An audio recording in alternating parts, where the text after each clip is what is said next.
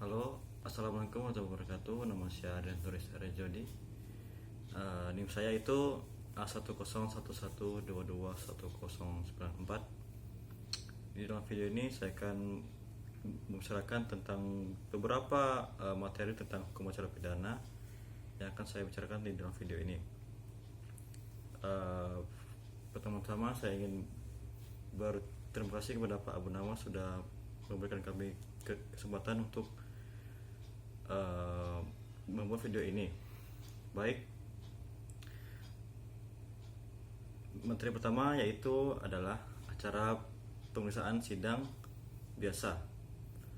Acara pemeriksaan sidang biasa atau biasa dikenal dengan nama acara pemeriksaan umum itu dilakukan apabila perkara yang diajukan oleh jaksa penuntut umum telah diterima oleh pengadilan melalui panitera muda bagian pidana dan telah didaftarkan dengan nomor registrasi perkara untuk selanjutnya diteruskan kepada ketua pengadilan untuk selanjutnya menentukan siapa-siapa hakim yang bertugas untuk menangani perkara tersebut. Secara harfiah, definisi pemeriksaan biasa atau pemeriksaan umum tidak terdapat di dalam KUHP, akan tetapi terdapat penjelasan mengenai asas-asas apa yang ada di dalam perkara biasa atau umum serta tahapan apa yang wajib dijalani. Adapun asas yang dimaksud antara lain asas pemeriksaan yang bersifat terbuka untuk umum, asas yang mengatur terkait hadirin sidang diwajibkan untuk menghormati persidangan, asas yang menyatakan bahwa seluruh pihak yang terlibat dalam perkara harus hadir sebelum persidangan tersebut dimulai, dan terakhir yaitu adalah asas yang mengatur bahwa terdakwa harus hadir dalam persidangan. Berikut adalah tata cara perkara pidana dengan cara biasa. Yang pertama yaitu penunjukan hakim atau majelis hakim dilakukan oleh ketua pengadilan setelah panitera mencatatnya di dalam buku register. Yang kedua, pembagian perkara pidana oleh ketua pengadilan dapat didelegasikan kepada wakil ketua. Yang ketiga, pembagian perkara kepada majelis atau hakim secara merata dan terhadap perkara yang menarik perhatian masyarakat, ketua majelisnya, ketua pengadilan, ketua majelisnya, ketua pengadilan sendiri atau majelis khusus. 4. Sebelum berkas diajukan ke muka persidangan, ketua majelis dan anggotanya mempelajari terlebih dahulu berkas perkara. Yang kelima, dalam hal pengadilan berpendapat bahwa perkara menjadi kewenangan pengadilan lain, maka berkas perkara dikembalikan dengan penetapan dan dalam tempo 2x24 jam dikirim kepada jaksa atau penuntut umum dengan perintah agar diajukan ke pengadilan yang berwenang. Nomor 6, jaksa penuntut umum dalam waktu 7 hari dapat mengajukan perlawanan terhadap penetapan tersebut. Nomor 7, dalam waktu 7 hari pengadilan negeri mengirimkannya kepada ketua pengadilan negeri. Nomor 8. Pemeriksaan dilakukan sesuai dengan prinsip-prinsip persidangan, diantaranya pemeriksaan terbuka untuk umum, hadirnya terdakwa dalam persidangan, dan pemeriksaan secara langsung dengan lisan. Yang 9. Terdakwa yang tidak hadir pada sidang karena surat panggilan belum sah, persidangan ditunda pada hari dan tanggal berikutnya. Nomor 10. Ketidakhadiran terdakwa pada sidang tanpa alasan yang sah, sikap yang diambil adalah A. Sidang ditunda pada hari dan tanggal berikutnya. Yang B. Memerintahkan penuntut umum untuk memanggil terdakwa. Yang C. Jika panggilan kedua terdakwa tidak hadir lagi tanpa alasan yang sah, memerintahkan penuntut umum memanggil terdakwa sekali lagi. Yang D. Jika terdakwa tidak hadir lagi, maka memerintahkan penuntut umum untuk menghadirkan terdakwa pada sidang berikutnya secara paksa. 11. Keberatan diperiksa dan diputus sesuai dengan ketentuan KUHP. Nomor 12. Penahanan terhadap terdakwa dilakukan berdasarkan alasan sesuai pasal 21 ayat 1 dan ayat 4 KUHP dalam waktu sesuai pasal 26, pasal 27, pasal 28 dan pasal 29 KUHP. Nomor 13. Penahanan dilakukan dengan mengeluarkan surat perintah penahanan yang berbentuk penetapan. Nomor 14. Penangguhan penahanan dilakukan sesuai pasal 31 KUHP. Nomor 15. Dikeluarkannya terdakwa dari tahanan dilakukan sesuai pasal 26 ayat 3 dan pasal 150 huruf B. 16. Hakim yang berhalangan mengikuti sidang, maka ketua pengadilan menunjuk hakim lainnya sebagai penggantinya. Nomor 17. Kewajiban panitera pengganti yang mendampingi majelis hukum untuk mencatat seluruh kejadian dalam persidangan.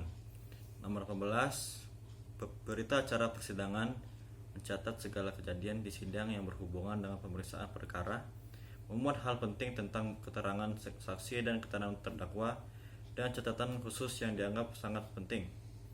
Nomor 11. Berita acara persidangan ditandatangani ketua majelis dan panitera pengganti sebelum sidang berikutnya dilaksanakan.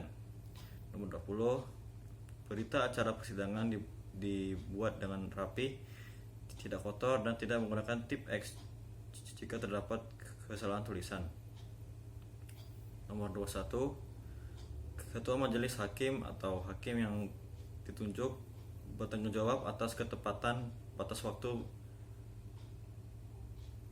mendakwakan. Nomor 22. Segera setelah putusan diucapkan, majelis hakim dan panitera pengganti menandatangani putusan.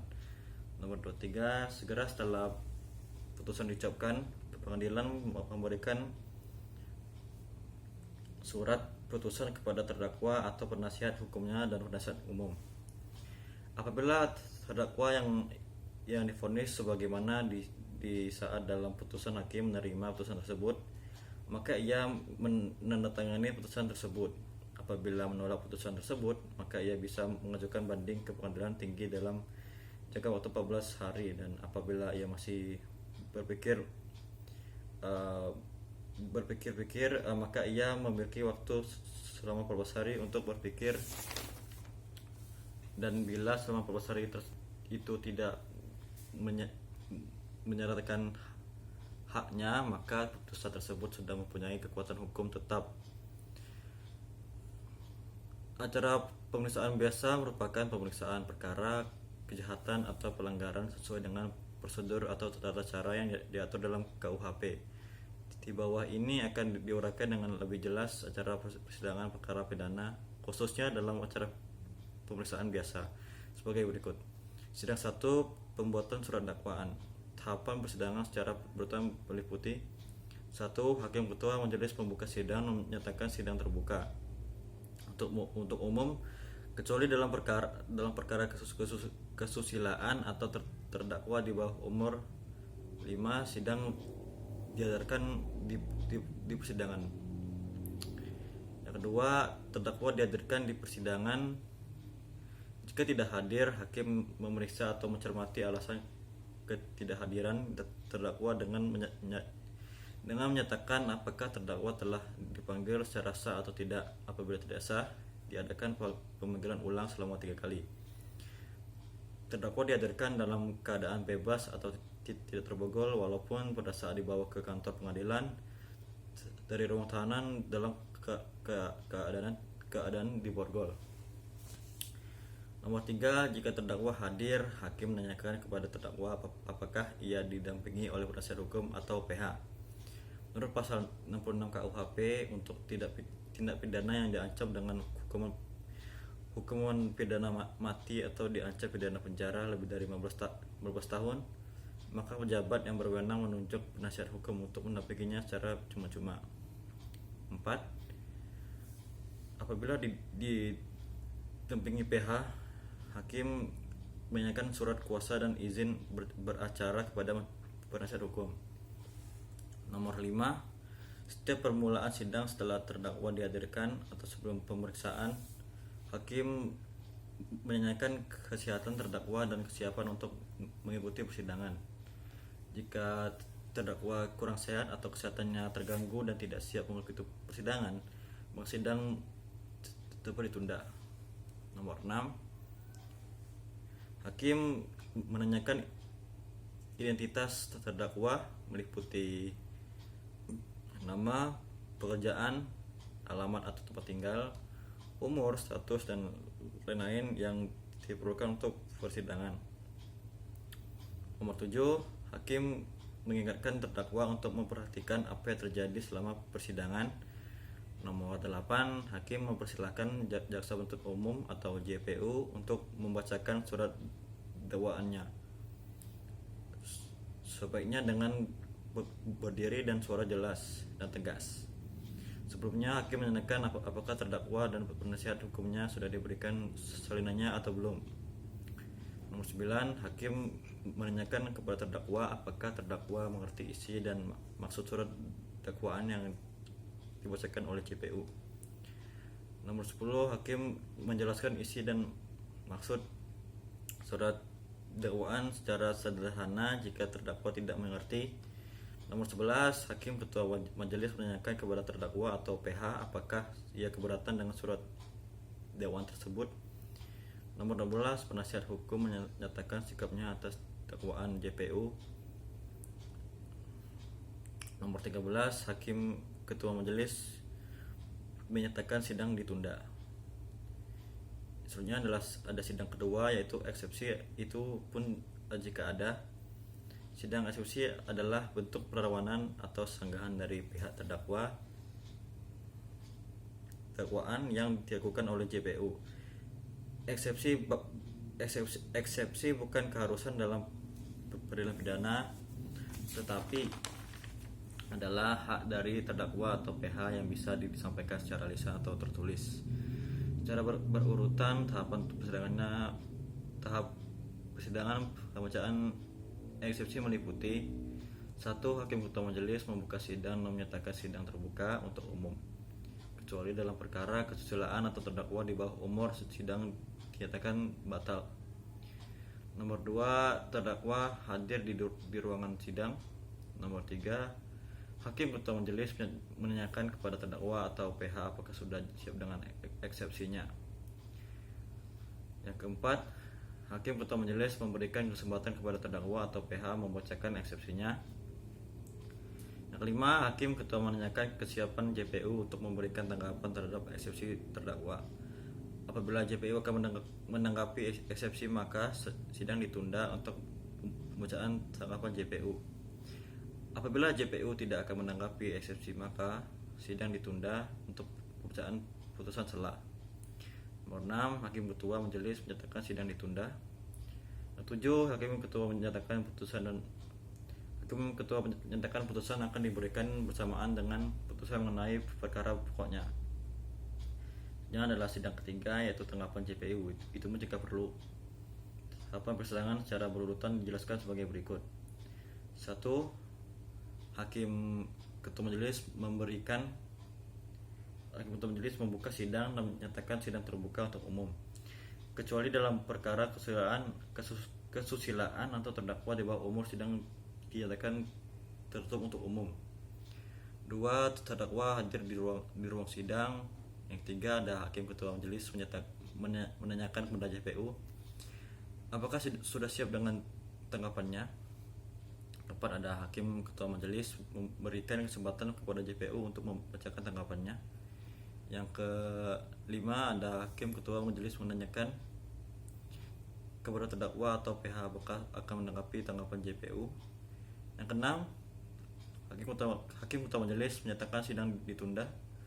Selanjutnya adalah sidang keempat, yaitu tanggapan atas tanggapan JPU. Itu jika perlu.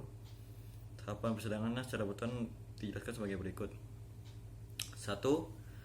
Hakim ketua majelis membuka sidang dan menyatakan sidang terbuka untuk umum, kecuali dalam perkara kesusilaan atau terdakwa di bawah umur, sidang dinyatakan tertutup untuk umum. Kedua, terdakwa hadir di ruang sidang. Yang ketiga, ada hakim ketua majelis menanyakan kepada terdakwa atau PH untuk membacakan tanggapan atas tanggapan JPU. Yang keempat, hakim ketua majelis memberikan kesempatan kepada terdakwa atau PH untuk membacakan tanggapan atas tanggapan JPU. Yang kelima, hakim ketua majelis menyatakan sidang ditunda.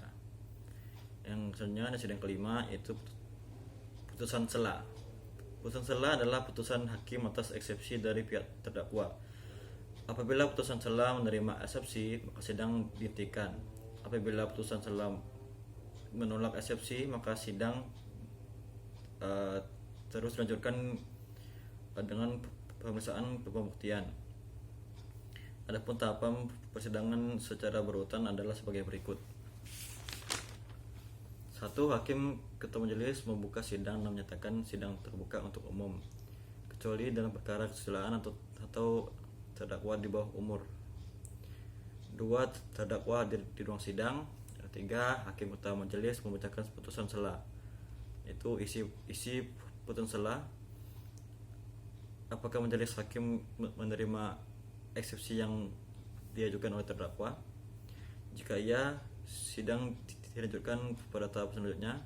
Jika tidak, sidang dinyatakan ditutup. 4. Hakim ketua majelis menyatakan kepada JPU apakah sudah siap dengan pembuktian jika sidang dilanjutkan karena ditolaknya eksepsi. 5. Hakim ketua majelis menyatakan sidang ditunda. Sidang ke-6 yaitu pembuktian atau pemeriksaan saksi atau saksi ahli. Tahapan persidangannya secara berurutan adalah sebagai berikut. 1. Hakim ketua majelis membuka sidang dan menyatakan sidang terbuka untuk umum, kecuali dalam perkara persusilaan atau terdakwa di bawah umur, sidang dinyatakan tetap untuk umum. Yang kedua, hakim memeriksa apakah sudah tidak ada saksi-saksi yang akan memberikan keterangannya yang masih di ruang sidang. Yang ketiga, hakim mempersilahkan saksi yang masih ada di ruang sidang untuk keluar dan menunggu panggilan untuk diperiksa. Pemeriksaan saksi. 1. Hakim ketua majelis memerintahkan kepada JPU atau PH untuk menghadirkan saksi atau saksi ahli ke ruang sidang. Terdakwa menempati tepatnya di samping PH. Pemeriksaan terlebih dahulu dimulai dari saksi utama atau korban, kemudian saksi A-charge lainnya, saksi ahli, dan kemudian saksi AD-charge. Hakim menanyakan kesehatan saksi atau saksi ahli. Ketiga, hakim menanyakan identitas dari saksi atau saksi ahli. Yang keempat, ada hakim menanyakan apakah saksi mempunyai hubungan sedarah atau hubungan pekerjaan dengan terdakwa. Jika iya, teruskan pertanyaan di dalam dengan dialog. Apabila ada hubungan keluarga dengan terdakwa, saksi dapat mengundurkan diri. 5. Saksi atau saksi ahli disumpah, kecuali mereka yang memiliki hubungan keluarga tidak perlu disumpah, dan dengan demikian keterangannya tidak bersifat mengikat tetapi dapat dijadikan petunjuk atau pertimbangan. 6. Majelis hakim mengajukan pertanyaan kepada saksi atau saksi ahli. 7. JPU mengajukan pertanyaan kepada saksi atau saksi ahli. Yang 8. PH mengajukan pertanyaannya kepada saksi atau saksi ahli.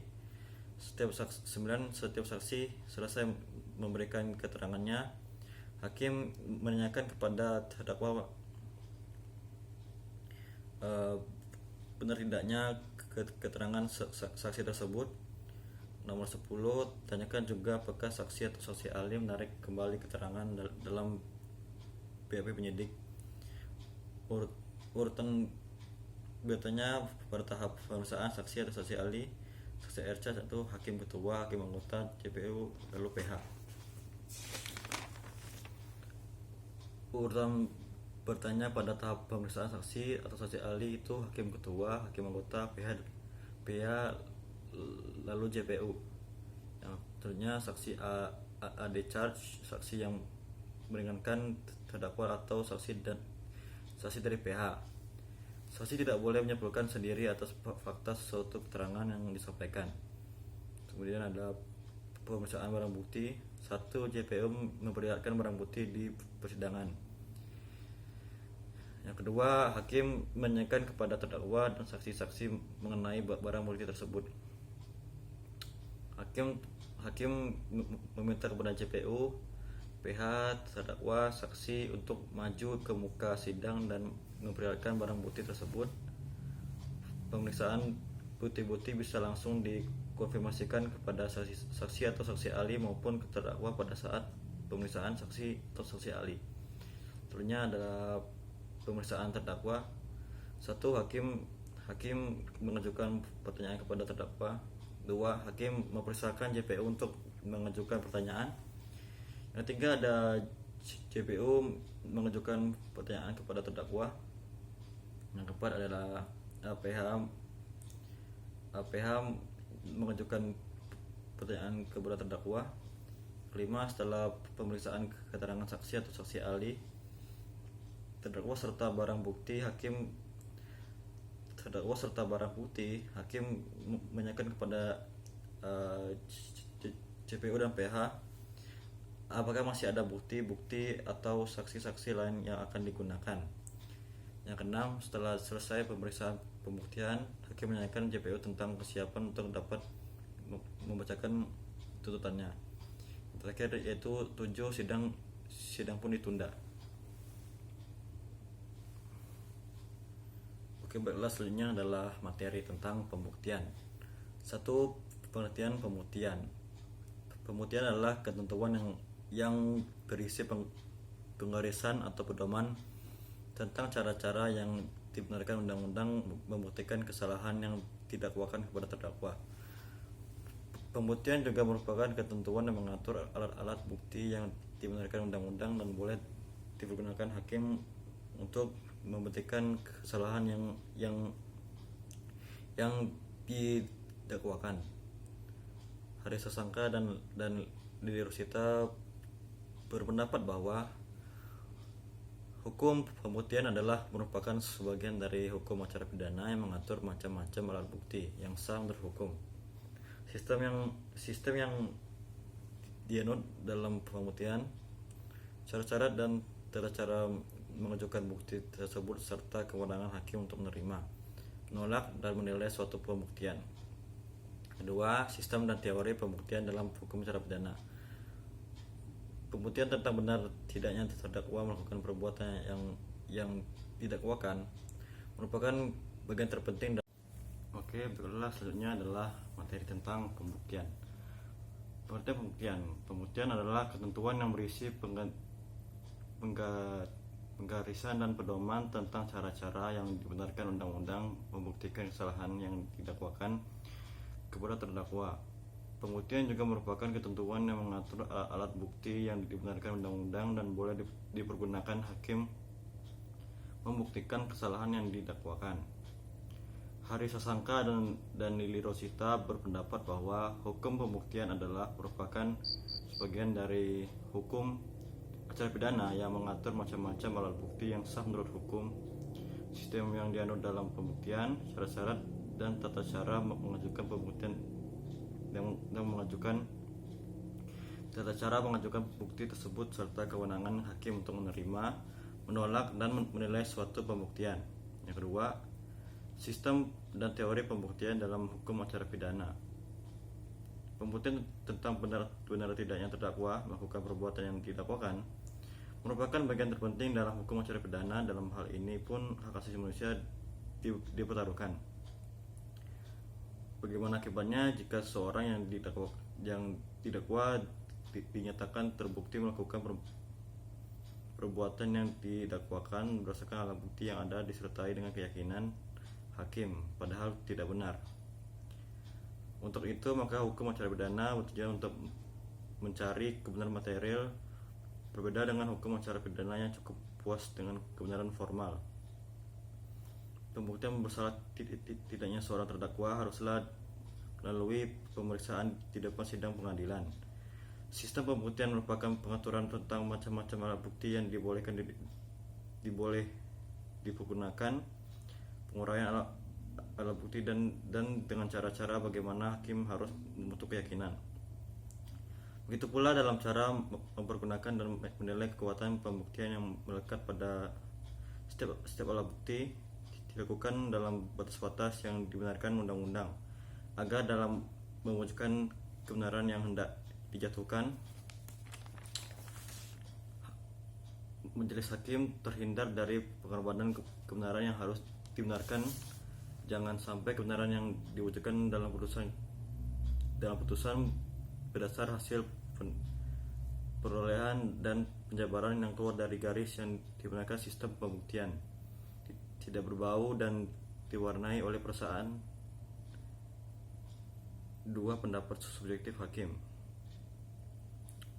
Ada 6 butir pokok yang menjadi alat ukur dalam teori pembuktian, dapat diuraikan sebagai berikut. Yang pertama, yang A, dasar pembuktian yang tersimpul dalam pertimbangan keputusan pengadilan untuk memperoleh fakta-fakta yang benar. Yang B, alat bukti yang digunakan oleh hakim untuk mendapat gambaran mengenai terjadinya perbuatan pidana yang sudah dilampau. Yang C, penguraian bagaimana cara menyampaikan alat bukti kepada hakim di sidang pengadilan. Yang D, kekuatan pembuktian dalam masing-masing alat bukti dalam rangkaian penilaian terbuktinya suatu dakwaan. Yang E, beban pembuktian yang diwajibkan oleh undang-undang untuk membuktikan tentang dakwaan di muka sidang pengadilan. Dan yang F, bukti minimum yang diperlukan dalam pembuktian untuk mengikat kebenaran hakim, kebebasan hakim. Yang tiga, sistem dan teori pembuktian yang diatur KUHP.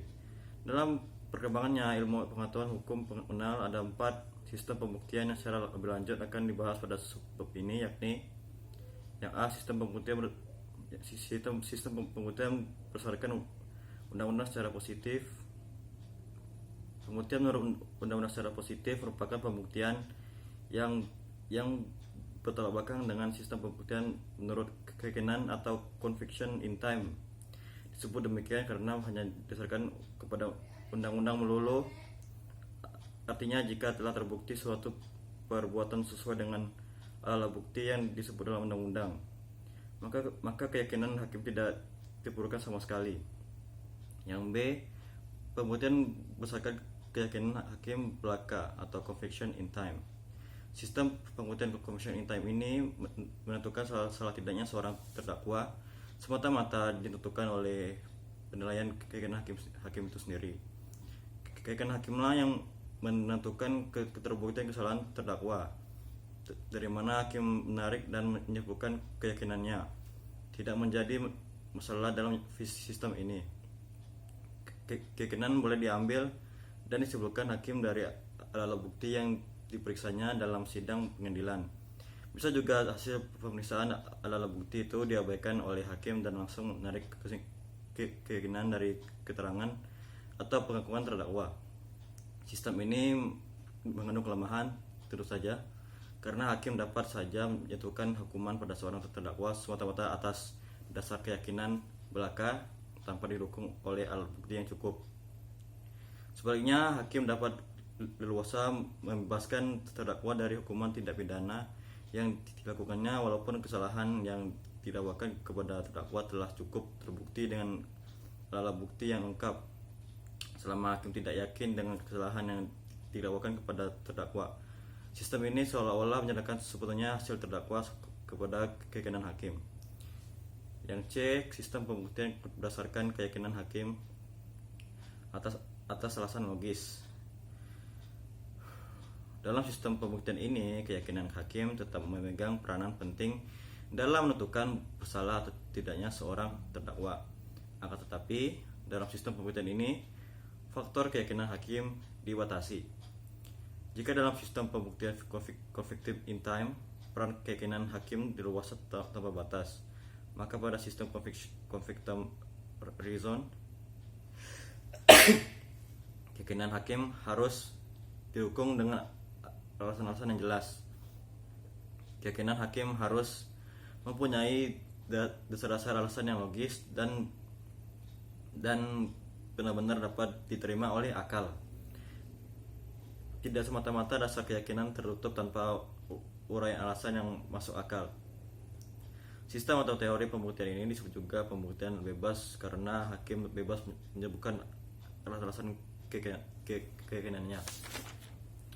Sistem teori pembuktian jalan tengah atau yang berdasarkan pertama yang tersebut di atas, yaitu pembuktian berdasarkan keyakinan hakim atas alasan yang logis, dan yang kedua ialah teori pembuktian berdasarkan undang-undang secara negatif. Persamaan antara keduanya ialah keduanya sama berdasar atas keyakinan hakim. Artinya terdakwa tidak mungkin dipidana tanpa adanya keyakinan hakim bahwa ia bersalah. Perbedaannya bahwa yang tersebut pertama berpangkal tolak pada keyakinan hakim, tetapi keyakinan itu harus didasarkan kepada suatu kesimpulan atau konklusif yang logis, yang tidak didasarkan kepada undang-undang tetapi ketentuan-ketentuan menurut ilmu pengetahuan hakim sendiri. Menurut pilihannya sendiri tentang pelaksanaan pembuktian yang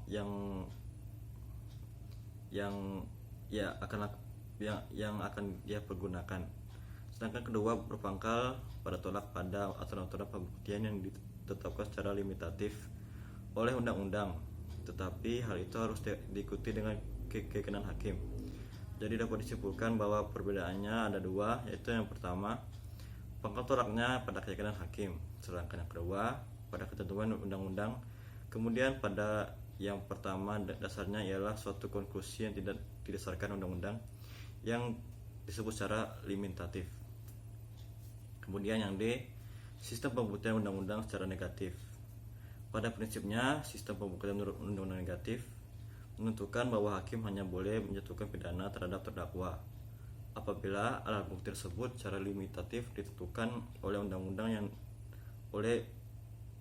dan didukung pula oleh adanya keyakinan hakim terhadap eksistensi alat bukti tersebut.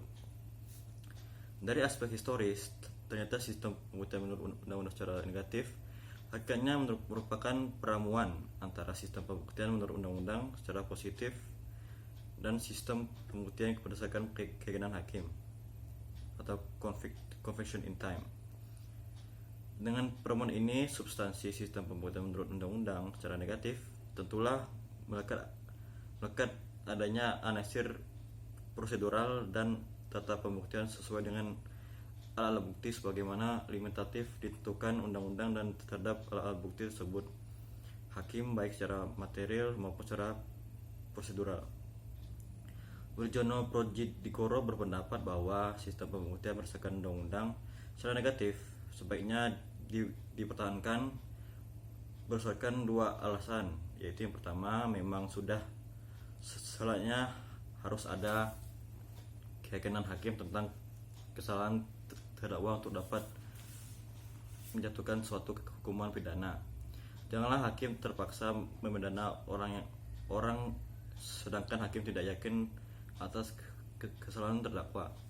Yang kedua adalah berfaedah jika ada aturan yang mengikat hakim dalam menyusun keyakinannya, agar ada patokan-patokan tertentu yang harus dituruti oleh hakim dalam melakukan peradilan.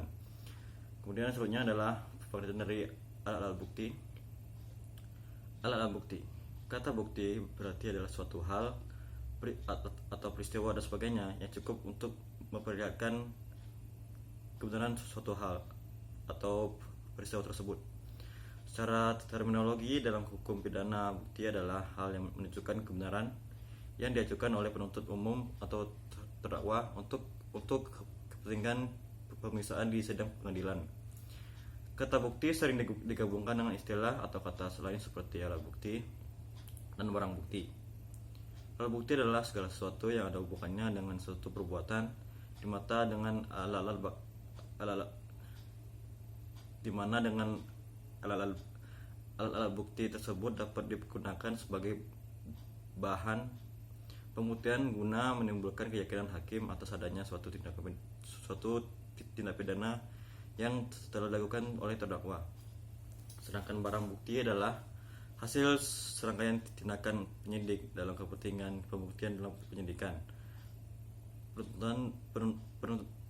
penuntutan dan peradilan, penyitaan atau penggeledahan dan pemeriksaan surat untuk mengambil alih dan atau menyimpan di bawah penguasaannya benda bergerak atau tidak berwujud, sehingga keduanya digunakan pada waktu pembuktian di persidangan. Pembuktian adalah suatu proses secara perbuatan membuktikan usaha menunjukkan benar atau salahnya si terdakwa dalam sidang pengadilan. Bagaimanapun diubah alat bukti dan kekuatan pembuktian dalam KUHP masih tetap sama dengan yang tercantum dalam HIR yang pada dasarnya sama dengan ketentuan yang ada di NET Strafvordering yang mirip dengan alatnya bukti di negara-negara Eropa kontinental. Penyusunan alat bukti negara-negara common law seperti Amerika Serikat lain daripada yang tercantum dalam KUHP kita. Alat bukti menurut Criminal Procedure Law Amerika Serikat yang disebut Forms of Evidence terdiri dari 1. Real evidence atau bukti sungguhan. Yang kedua ada documentary evidence atau bukti dokumenter. Yang ketiga ada testimonial evidence atau bukti kesaksian. Yang keempat ada judicial evidence atau pengamatan hakim. Tidak disebut alat bukti kesaksian ahli dan keterangan terdakwa. Kesaksian ahli digabungkan dengan bukti kesaksian. Yang lain daripada yang tercantum dalam KUHP kita ialah real evidence yang berupa objek material yang meliputi tetapi tidak terbatas atas peluru, pisau, senjata api, perhiasan, intan, permata, televisi dan lain-lain. Benda-benda ini berwujud. Real evidence ini biasa disebut bukti yang berbicara untuk diri sendiri atau speaks for itself. Bukti bentuk ini dipandang paling bernilai dibanding bukti yang lain. Real evidence ini termasuk alat bukti menurut hukum acara pidana kita atau Belanda yang biasa disebut barang bukti. Barang bukti yang berupa objek material ini tidak bernilai jika tidak diidentifikasi oleh saksi atau terdakwa. Misalnya saksi mengatakan peluru ini saya rampas dari tangan terdakwa, barulah bernilai untuk memperkuat keyakinan hakim yang timbul dari alat bukti yang ada. Menurut pasal 184 KUHP, alat bukti ialah yang pertama keterangan saksi, yang kedua keterangan ahli, yang ketiga surat, yang keempat petunjuk, yang kelima keterangan terdakwa. Adapun penjelasan dari alat bukti dalam perkara pidana yaitu yang pertama keterangan saksi. Dalam praktik sering disebut dengan kesaksian. Kesaksian adalah wujud kepastian yang diberikan kepada hakim di muka sidang tentang peristiwa yang disengketakan dengan cara memberitahukan secara lisan dan pribadi oleh orang yang bukan salah satu pihak dalam sengketa yang dipanggil secara patut oleh pengadilan. Keterangan saksi adalah salah satu alat bukti dalam perkara pidana yang berupa keterangan dari saksi mengenai suatu peristiwa pidana yang ia dengar sendiri, ia lihat sendiri, dan ia alami sendiri, dengan menyebutkan alasan dari pengetahuan itu. Di dalam penggolongannya, keterangan saksi ini dikelompokkan dalam dua kelompok, yaitu kelompok relatif dapat didengar kesaksiannya yang secara absolut tidak boleh menjadi saksi, dan kelompok yaitu yang A, yang tidak dapat menjadi saksi secara absolut, diantaranya anak yang belum berumur 15 tahun dan belum pernah kawin, orang yang sakit jiwa atau kurang ingatan meskipun kadang-kadang ingatannya baik. Yang tidak dapat menjadi saksi secara relatif yaitu dalam pasal 198 KUHP kecuali ditentukan lain dalam undang-undang ini, maka tidak dapat didengar keterangannya dan dapat mengundurkan diri sebagai saksi. 1. Keluarga saudara dalam garis lurus ke atas atau ke bawah sampai dengan ketiga dari terdakwa atau yang bersama-sama sebagai terdakwa. Kedua, saudara dari terdakwa atau yang bersama-sama sebagai terdakwa, ibu atau bapak juga mereka yang mempunyai hubungan karena perkawinan dan anak-anak saudara terdakwa sampai derajat 3. Yang ketiga, suami atau istri terdakwa meskipun sudah bercerai di dalam pasal 199 KUHP. Yang B, di samping tidak cukup secara absolut maupun relatif, yang terdapat pihak-pihak yang karena jabatan, pekerjaan, harkat dapat meminta dibebaskan sebagai saksi terhadap hal-hal yang dipercayakan kepada mereka, dan hakim lah yang memutus sah atau tidaknya alasan tersebut di dalam pasal 170 ayat 1 dan 2 KUHP. Dalam memberikan kesaksian, pengucapan sumpah merupakan syarat mutlak. Dan bagaimana cara mengucapkan sumpah yang diucapkan dari seorang saksi dapat dilihat dalam ketentuan pasal 110 ayat 3 KUHP, yakni sebelum memberikan keterangan, saksi wajib mengucapkan sumpah atau janji menurut cara agamanya masing-masing bahwa ia akan memberikan keterangan yang sebenarnya. Yang ketiga yaitu keterangan ahli. Pasal 186 KUHP, keterangan ahli adalah apa yang seorang ahli menyatakan di sidang pengadilan. Keterangan ahli adalah keterangan yang dibenarkan oleh seseorang yang memiliki keahlian khusus tentang hal yang diperlukan untuk membuat terang suatu perkara pidana guna kepentingan pemeriksaan menurut cara yang diatur dalam undang-undang ini atau pasal 1 ke-28 KUHP.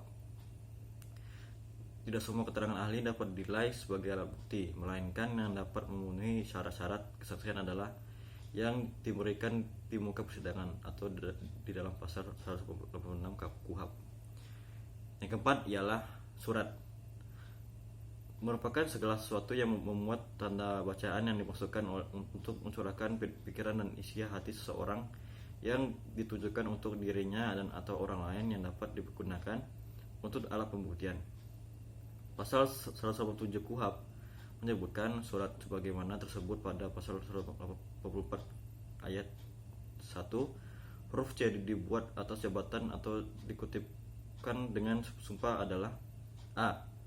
Berita acara dan surat lain dalam bentuk resmi yang dibuat oleh pejabat umum yang berwenang atau yang dibuat di hadapannya yang memuat keterangan tentang kejadian atau keadaan yang didengar, dilihat atau yang dialaminya sendiri disertai dengan alasan yang jelas dan tegas tentang keterangan itu. B. Surat yang dibuat menurut ketentuan perundang-undangan atau surat yang dibuat oleh pejabat mengenai hal yang termasuk dalam tata laksana yang menjadi tanggung jawabnya dan yang diperuntukkan bagi pembuktian sesuatu hal atau suatu keadaan. Yang C. Surat keterangan dari seorang ahli yang menurut pendapat berdasarkan keahliannya mengenai sesuatu hal yang diminta secara resmi daripadanya. Yang D. Surat lain yang hanya dapat berlaku jika ada hubungannya dari isi alat pembuktian yang lain. Kemudian yang kelima yaitu petunjuk. Petunjuk adalah perbuatan kejadian atau keadaan yang karena persesuaiannya, baik antara yang satu dengan yang lainnya maupun dengan tindak pidana itu sendiri, menandakan bahwa telah terjadi suatu tindak pidana atau siapa pelakunya tersebut disebut dengan persangkaan undang-undang. Petunjuk adalah perbuatan, kejadian atau keadaan yang karena persesuaiannya, baik antara yang satu dengan yang lain maupun dengan tindak pidana siapa pelakunya, atau dalam pasal 188 ayat 2 KUHP. Petunjuk sebagaimana tersebut dalam ayat 1 hanya dapat diperoleh A. Keterangan saksi, B. Surat, C. Keterangan dakwa. Penulisan atas kekuatan pembuktian dari suatu petunjuk dalam setiap keadaan tertentu dilakukan oleh hakim dengan arif lagi bijaksana. Setelah mengadakan pemeriksaan dengan penuh kecermatan dan kesaksian berdasarkan hati nurani, yaitu dalam pasal 188 ayat 3 KUHP. Misalnya itu nomor 6 yaitu keterangan terdakwa. Keterangan terdakwa adalah apa yang terdakwa nyatakan di sidang pengadilan tentang perbuatan yang ia lakukan atau ia ketahui atau ia alami sendiri. Pasal 149 KUHP menegaskan A. Keterangan terdakwa ialah yang terdakwa nyatakan di sidang tentang perbuatan yang ia lakukan atau yang ia ketahui sendiri atau alami sendiri. B. Keterangan terdakwa yang diberikan di luar sidang dapat digunakan untuk membantu menemukan bukti di sidang asalkan keterangan itu didukung oleh suatu alat bukti yang sah sepanjang mengenai hal yang didakwakan kepadanya. Yang C. Keterangan terdakwa hanya dapat digunakan terhadap dirinya sendiri. Yang D. Keterangan terdakwa saja tidak cukup untuk membuktikan bahwa ia bersalah melakukan perbuatan yang didakwakan kepadanya, melainkan harus disertai dengan ada bukti yang lain.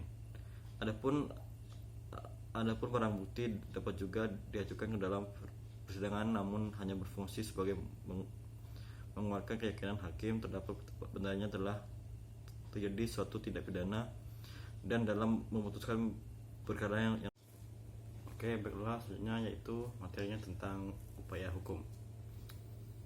Baiklah, yang pertama itu adalah tujuan upaya hukum. Upaya hukum sebagai hak terdakwa diatur dalam pasal 156 ayat 3 Kitab Undang-Undang Hukum Acara Pidana. Upaya hukum adalah upaya yang dapat dilakukan oleh pihak yang berkepentingan terkait dengan adanya putusan pengadilan. Upaya hukum tersebut dilakukan dengan tujuan mengoreksi dan meluruskan kesalahan yang terdapat dalam putusan yang telah dijatuhkan, baik putusan tersebut tidak memiliki kekuatan hukum tetap maupun belum berkekuatan hukum tetap. Kedua, upaya hukum biasa. KUHP membedakan upaya hukum biasa dan luar biasa. Upaya hukum biasa merupakan bab 17, sedangkan upaya hukum luar biasa itu di bab 18. Upaya hukum biasa terdiri dari dua bagian. Bagian ke-1 tentang pemeriksaan banding dan bagian kedua tentang pemeriksaan kasasi. Yang pertama adalah pemeriksaan tingkat banding. A. Hakim terdiri dari hakim majelis sekurang-kurangnya yaitu 3 orang. Yang B. Dasar pemeriksaan adalah berkas perkara yang diterima dari PN atau yang sudah dikirim dalam waktu 14 hari. Berkas yang dikirim adalah yang pertama yaitu berita acara penyidikan, yang kedua berita acara pemeriksaan sidang, yang ketiga alat bukti yang ada serta surat-surat tertentu yang timbul di pengadilan, yang keempat yaitu putusan pengadilan.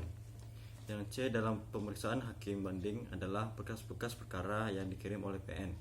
Tetapi jika perlu maka hakim PT dapat memanggil saksi-saksi terdakwa atau penuntut umum.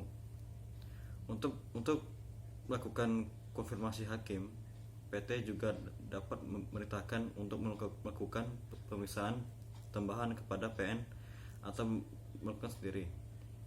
Kedua, kasasi. Alasan-alasan dalam pengajuan kasasi yaitu A.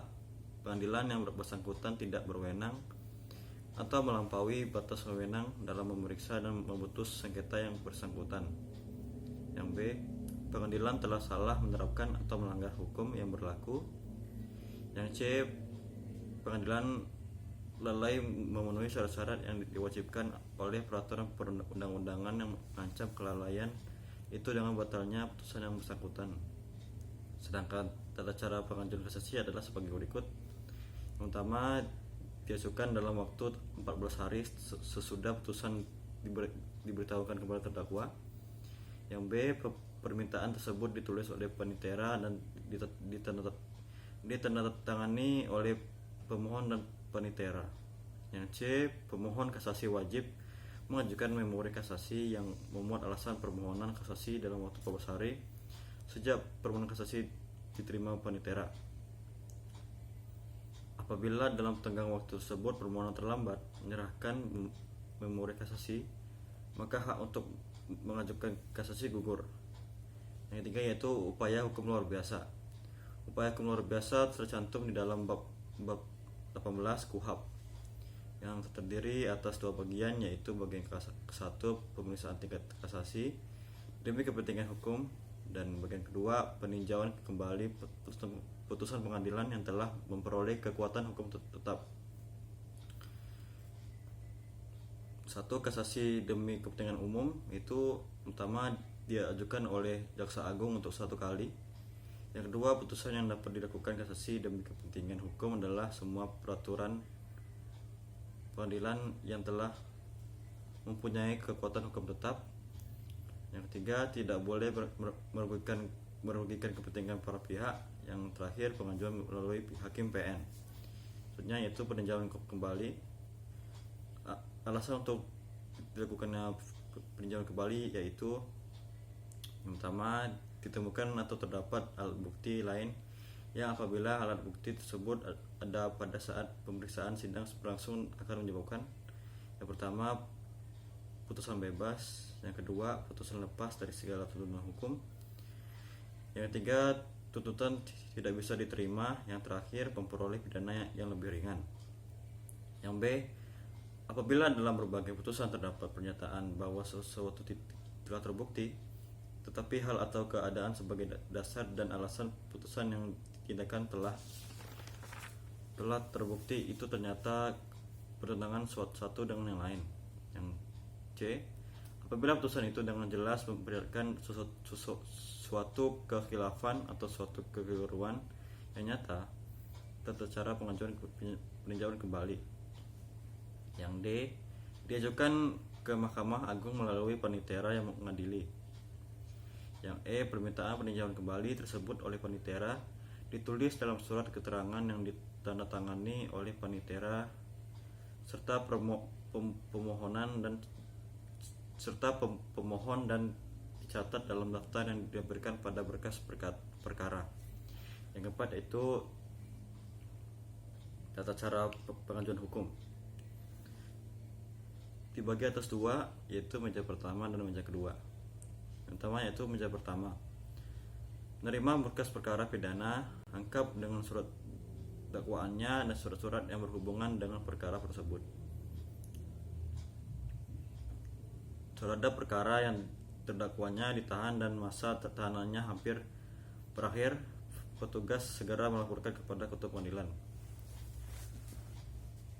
Berkas perkara dimaksud di atas meliputi pula barang-barang bukti yang akan diajukan oleh jaksa penuntut umum, baik yang sudah dilaporkan dalam berkas perkara maupun yang kemudian diajukan ke depan persidangan. Barang-barang bukti tersebut didaftarkan dalam register barang bukti. Bagian penerimaan perkara memeriksa kelengkapan berkas. Kelengkapan dan kekurangan berkas dimaksud diberitahukan kepada panitera mudah pidana. Dalam hal berkas perkara dimaksud belum lengkap, panitera mudah pidana meminta kepada kejaksaan untuk melengkapi berkas dimaksud sebelum diregister. Pendaftaran perkara pidana biasa dalam register induk dilaksanakan dengan mencatat nomor perkara sesuai dengan urutan dalam buku register tersebut. Pendaftaran perkara pidana singkat dilakukan setelah hakim melaksanakan sidang pertama. Pendaftaran perkara tidak pidana ringan dan lalu lintas dilakukan setelah perkara itu diputus oleh pengadilan. Petugas buku register harus mencatat dengan cermat dalam register terkait semua kegiatan yang berkenaan dengan perkara dan pelaksanaan putusan ke dalam register induk yang bersangkutan. Pelaksanaan tugas pada meja pertama dilakukan oleh panitera muda pidana dan berada langsung di bawah koordinasi wakil panitera. Kemudian yang kedua yaitu meja kedua, menerima penyeraan banding, kasasi, peninjauan kembali, dan gerasi atau remisi. Menerima dan memberikan tanda terima atas memori banding, kontra memori banding, memori kasasi, dan kontra memori kasasi.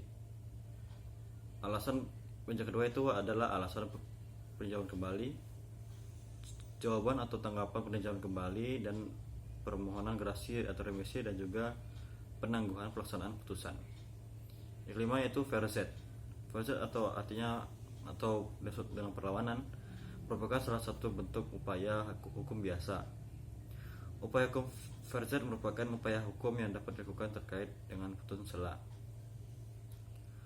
Perlawanan atau verzet adalah upaya yang dapat dilakukan oleh penuntut umum maupun oleh terdakwa terkait adanya putusan sela yang dijatuhkan oleh majelis hakim atas keberatan terdakwa. Perlawanan diajukan bersamaan dengan upaya hukum lainnya, yaitu upaya hukum banding. Pasal 156 ayat 5 huruf A KUHP. Di dalam beberapa literatur maupun di dalam KUHP, perlawanan tidak termasuk ke dalam salah satu upaya hukum, atau bisa dilihat di dalam bab 17 KUHP. Yang selanjutnya yaitu adalah banding. Banding juga termasuk salah satu bentuk upaya hukum biasa.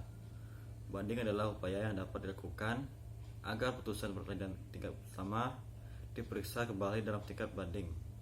Pasal 67 KUHP menyebutkan terdakwa atau penuntut umum berhak untuk minta banding terhadap putusan pengadilan tingkat pertama, kecuali terhadap putusan bebas lepas dari segala tuntutan hukum yang mengangkat masalah kurang, tepatnya penerapan hukum dan putusan dalam acara rapat. Berdasarkan pasal 67 tersebut, maka yang tidak dapat diajukan perumusan banding adalah yang pertama itu A, putusan bebas. Yang kedua, putusan lepas dari segala tuntutan umum. Yang ketiga, ada putusan dalam acara cepat. Yang keempat, ada terdapat beberapa tujuan dari adanya upaya banding. Yang kelima, ada memperbaiki kekeliruan tingkat pertama. Yang keenam, pemeriksaan baru untuk keseluruhan perkara tersebut. Dan yang terakhir yaitu pengawasan terciptanya keseragaman penerapan hukum. Selanjutnya itu adalah 7. Kasasi. Kasasi juga merupakan termasuk upaya hukum biasa. Kasasi adalah upaya hukum yang dapat dilakukan terhadap putusan pengadilan lain selain Mahkamah Agung. Kasasi dilakukan apabila upaya banding tidak memberikan upaya hukum yang sesuai. Berikut adalah beberapa catatan tentang Mahkamah Agung, yaitu yang A, berdasarkan Undang-Undang Nomor 14 Tahun 1985 tentang Mahkamah Agung. Pertama itu pasal 28. Mahkamah Agung bertugas dan berwenang memeriksa dan memutus: A, permohonan kasasi. B, sengketa tentang kewenangan mengadili. C, permohonan peninjauan kembali putusan pengadilan yang telah memperoleh kekuatan hukum tetap. Kedua yaitu pasal 30. Mahkamah Agung dalam tingkat kasasi membatalkan keputusan atau penetapan pengadilan dari semua lingkungan peradilan karena yang A, tidak berwenang atau melampaui batas wewenang. Yang B, salah menerapkan atau melanggar hukum yang berlaku. Yang C, lalai memenuhi syarat-syarat yang diwajibkan oleh peraturan perundang-undangan yang mengancam kelalaian itu dengan batalnya peraturan yang bersangkutan. Kemudian yang ketiga itu pasal 31. Yang A yaitu Mahkamah Agung mempunyai wewenang menguji secara material hanya terhadap peraturan perundang-undangan di bawah ini undang-undang. Yang B, Mahkamah Agung berwenang menyatakan tidak sah semua peraturan perundang-undangan dari tingkat yang lebih rendah daripada undang-undang atas alasan bertentangan dengan peraturan perundang-undangan yang lebih tinggi. Yang C, putusan tentang pernyataan tidak sahnya peraturan perundang-undangan tersebut dapat diambil berhubungan dengan pemeriksaan dalam tingkat kasasi. Yang D, pencabutan peraturan perundang-undangan yang dinyatakan tidak sah tersebut dilakukan segera oleh instansi yang bersangkutan. Kemudian B, berdasarkan Undang-Undang Nomor 5 Tahun 2004 tentang Undang-Undang Republik Indonesia Nomor 5 Tahun 2004 tentang perubahan atas Undang-Undang Nomor 14 Tahun 1945 tentang Mahkamah Agung. Yaitu pasal 30. Yang A, Mahkamah Agung dalam tingkat kasasi membatalkan putusan atau penerapan pengadilan-pengadilan dari semua lingkungan dan peradilan karena yang pertama, tidak berwenang atau melampaui batas wewenang. Kedua, salah menerapkan atau melanggar hukum yang berlaku. Ketiga, lalai memenuhi syarat-syarat yang diwajibkan oleh peraturan perundang-undangan yang mengancam kelalaian itu dengan batalnya putusan yang bersangkutan. Kemudian ada di pasal 31 ayat pertama, yaitu Mahkamah Agung mempunyai wewenang menguji peraturan perundang-undangan di bawah undang-undang terhadap undang-undang. Ayat kedua, Mahkamah Agung menyatakan tidak sah peraturan perundang-undangan di bawah undang-undang atas alasan bertentangan dengan peraturan perundang-undangan yang lebih tinggi atau pembentukannya tidak memenuhi ketentuan yang berlaku. Ayat 3, putusan mengenai tidak sahnya peraturan perundang-undangan sebagaimana dimaksud pada ayat 2 dapat diambil baik berhubungan dengan pemeriksaan pada tingkat kasasi maupun berdasarkan permohonan langsung pada Mahkamah Agung. Ayat 4, peraturan perundang-undangan yang dinyatakan tidak sah sebagaimana dimaksud pada ayat 3 tidak mempunyai kekuatan hukum mengikat. Kemudian yang kelima, ayat 5, putusan sebagaimana dimaksud pada ayat ketiga wajib dimuat dalam berita negara Republik Indonesia dalam jangka waktu paling 30 hari kerja sejak putusan diucapkan. Kemudian ada di pasal 35, Mahkamah Agung memberikan pertimbangan hukum kepada Presiden dalam permohonan gerasi dan rehabilitasi. Kemudian yang C, berdasarkan Undang-Undang Nomor 48 Tahun 2009 tentang kekuasaan kehakiman. Yang pertama, pasal 20. Yang A, Mahkamah Agung merupakan pengadilan negara tertinggi dari badan peradilan yang berada di dalam keempat lingkungan peradilan sebagaimana dimaksud dalam pasal 18. Yang kedua, B, Mahkamah Agung berwenang yang pertama mengadili pada tingkat kasasi terhadap putusan yang diberikan pada tingkat terakhir oleh pengadilan di semua lingkungan peradilan yang berada di bawah Mahkamah Agung kecuali undang-undang bentukan lain. Yang dua, menguji peraturan perundang-undangan di bawah undang-undang terhadap undang-undang. Oke, berikutnya saya akan menunjukkan materi hukum tentang bantuan hukum. Oke, pengertian bantuan hukum. Istilah bantuan hukum merupakan istilah yang baru bagi bangsa Indonesia karena masyarakat baru mengenal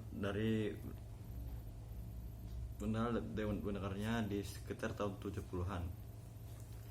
Istilah bantuan hukum lebih tepat dan sesuai dengan fungsinya sebagai pendamping tersangka atau terdakwa dalam pemeriksaan daripada istilah pembela.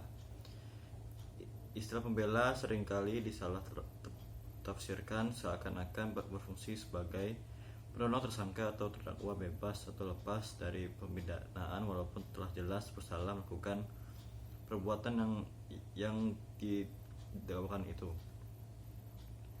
Padahal fungsi pembela adalah membantu hakim dalam usaha menemukan kebenaran material walaupun bertolak dari sudut pandang subjektif, yaitu berpihak kepada kepentingan tersangka atau terdakwa. Dalam praktiknya sehari-hari, orang sering menafsirkan bantuan hukum itu dengan menonjolkan sifat bantuannya bukan sebagai hak untuk mendapatkannya. Artinya pemberian bantuan hukum itu lebih banyak tergantung kepada orang yang bersedia menerimanya, bukan kepada nilai atau objek perkara yang perlu untuk mendapatkannya. Dalam garis besarnya, pengertian umum mengenai bantuan hukum adalah segala kegiatan yang dilakukan oleh seorang pelaksana atau pemberian bantuan hukum untuk menyelesaikan suatu persoalan hukum, baik dalam bidang hukum pidana, hukum perdata, maupun di bidang hukum administrasi negara, baik dalam pengadilan maupun di luar pengadilan. Kegiatan pemberian bantuan hukum tersebut dilakukan atas dasar pemberian kuasa oleh pencari keadilan atau justiciable kepada pelaksana pemberian bantuan hukum sesuai dengan gambaran di atas. Maka dapat diartikan bantuan hukum sebagai sesuatu bantuan yang diberikan oleh seorang atau setidak-tidaknya mengerti tentang hukum dalam proses penyelesaian perkara pengadilan. Menurut Dermawan Pris, bahwa bantuan hukum adalah suatu pemberian bantuan dalam bentuk hukum guna memperlancar penyelesaian perkara. Dalam KUHP lebih sering digunakan dengan istilah bantuan hukum, yaitu bahwa bantuan hukum dapat diberikan sejak pemeriksaan pendahuluan. Penasihat hukum yang terdapat dalam pasal 1/13 KUHP adalah seorang yang memenuhi syarat yang ditentukan oleh atau berdasarkan undang-undang untuk memberikan bantuan hukum. Selain itu, pengertian bantuan hukum adalah hak dari orang miskin yang dapat diperoleh tanpa dibayar atau pro bono polico sebagai penjabaran hak di depan hukum. Bila dilihat pendapat M. Yahyo Harahap bahwa pengertian bantuan hukum mempunyai ciri dalam istilah yang berbeda, yaitu antara lain: 1. Legal aid, yang berarti memberi jasa di bidang hukum kepada seorang yang terlibat ke dalam suatu kasus atau perkara, yaitu yang pertama, A. Pemberi jasa bantuan hukum dilakukan dengan cuma-cuma. B. Bantuan jasa hukum dalam legal aid lebih dikhususkan bagi yang tidak mampu dalam lapisan masyarakat miskin. Yang ketiga, C. Dengan demikian, motivasi utama dalam konsep legal aid adalah menegakkan hukum dengan jalan membela kepentingan dan hak asasi rakyat kecil yang tak punya dan buta hukum. Yang kedua yaitu legal assistance, yang mengandung pengertian lebih luas dari legal aid, karena di samping mengandung makna dan tujuan pemberi jasa bantuan hukum, lebih dekat dengan pengertian dikenal dengan advokat, yaitu pemberi bantuan baik kepada yang mampu membayar prestasi maupun pemberi bantuan kepada rakyat yang miskin secara cuma-cuma. Yang ketiga yaitu legal service, yaitu pelayanan hukum. Dalam bahasa Indonesianya diterjemahkan dalam pelayanan hukum. Pada umumnya, kebanyakan orang lebih cenderung memberikan pengertian yang lebih luas kepada konsep dan makna legal service dibanding dengan dan tujuan legal aid atau dikenal assistance, karena pada konsep dan ide legal service terkadang makna dan tujuan yang pertama itu memberi bantuan pada anggota masyarakat yang operasionalnya bertujuan menghapuskan kenyataan diskriminatif dalam penegakan dan memberi jasa hukum bantuan antara rakyat miskin yang berpenghasilan kecil dengan masyarakat kaya yang menguasai sumber dana dan posisi kekuasaan. Yang kedua, dan adegan pelayanan hukum yang diberikan kepada anggota masyarakat yang memerlukan dapat diwujudkan kebenaran hukum itu sendiri oleh aparat penegak hukum dengan jalan menghormati setiap hak yang dibenarkan hukum bagi setiap anggota masyarakat tanpa membedakan yang kaya dan miskin. Yang ketiga itu Di samping itu, untuk menegakkan hukum dan penghormatan kepada hak yang diberikan hukum kepada setiap orang, legal service di dalam operasionalnya lebih cenderung untuk menyelesaikan setiap persengketaan dengan jalan menempuh cara perdamaian. Bantuan hukum merupakan sesuatu asas yang penting di mana seseorang yang terkena perkara mempunyai hak untuk memperoleh bantuan hukum guna memberikan perlindungan sewajar kepadanya. Selain itu, pentingnya bantuan hukum adalah untuk menjamin perlakuan yang sesuai dengan martabat seseorang sebagai manusia, maupun demi dilaksanakannya hukum sebagaimana mestinya. Undang-Undang Nomor 14 Tahun 1970 tentang pokok-pokok kekuasaan kehakiman, juga Undang-Undang Nomor 35 Tahun 1999 dan Undang-Undang Nomor 4 Tahun 2004 mengatakan bahwa setiap orang yang tersangkut perkara memperoleh bantuan hukum, atau dalam pasal 37 dalam perkara pidana seorang tersangka sejak saat dilakukan penangkapan dan atau penahanan berhak menghubungi dan meminta bantuan advokat, atau dalam pasal 38. Dalam memberikan bantuan hukum sebagaimana dimaksud dalam pasal 37, advokat wajib membantu menyelesaikan perkara dengan menjunjung tinggi hukum dan keadilan, atau dalam pasal 39. Dengan ketentuan pasal-pasal, dapatlah diketahui bahwa bantuan hukum adalah suatu pemberian bantuan dalam bentuk hukum kepada tersangka atau terdakwa oleh seorang atau ahli hukum guna memperlancar penyelesaian perkara. Dalam KUHP, masalah bantuan hukum ini diatur dalam pasal 69 sampai dengan pasal 74. Namun undang-undang ini tidak memberikan penafsiran resminya yang dimaksud dengan bantuan hukum. Sehingga bila ingin memberikan pengertian apa definisi tentang bantuan hukum, maka hanya dapat memberikan penafsiran umum sebagai pegangan untuk sementara. Pembahasan ini dapat berjalan dengan baik. Menurut Syah Sahab, sebagaimana dikutip oleh Joko Prakoso, bahwa dengan hadirnya pembelaan dalam pemeriksaan pendahuluan, maka pembela dapat melihat dan mendengarkan jalannya pemeriksaan yang dilakukan terhadap tersangka. Keputusan Menteri Kehakiman RI nomor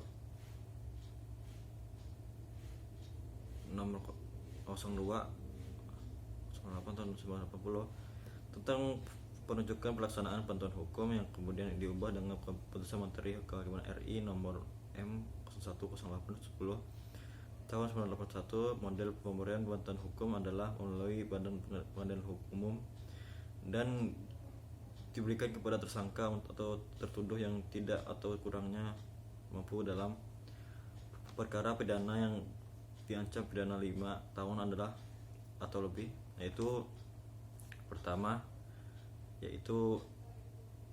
perkara pidana yang diancam pidana mati. Yang kedua, perkara yang diancam hukuman penjara kurang dari 5 tahun, namun menarik perhatian masyarakat luas. Kemudian yang B, tujuan dan fungsi bantuan hukum. Bantuan hukum adalah lembaga hukum yang penting perannya di dalam mencari kebenaran material. Karena itu diketahui bahwa sudah merupakan prinsip dalam hukum pidana Indonesia bahwa dalam suatu proses perkara pidana, maka kebenaran yang dikehendaki atau yang dicari adalah kebenaran material dan objektif. Ini berarti bahwa penanganan masalah individu yang melakukan tindakan pidana tidak hanya ditinjau dari sudut juridisnya, tetapi juga perlu ditinjau dan memperhatikan segi-segi sosial lainnya dari terdakwa yang sifatnya adalah untuk membantu para penegak hukum dalam pengungkapan dari pemahaman suatu tindak pidana untuk mencari kebenaran material, sehingga vonis yang dijatuhkan hakim terhadap orang tersebut lebih objektif sifatnya. Di samping itu, terutama dalam tingkat pemeriksaan pendahuluan, bahwa terdakwa adalah sebagai orang yang masih awam dalam bidang hukum, sudah barang tentu tidak mengetahui tentang seluk-beluk dan lika-liku hukum yang harus dilaluinya untuk mendapatkan keadilan dan untuk mempertahankan hak dan kepentingannya bila mana ia terlibat suatu perkara. Dalam menempuh jalan panjang yang berliku-liku,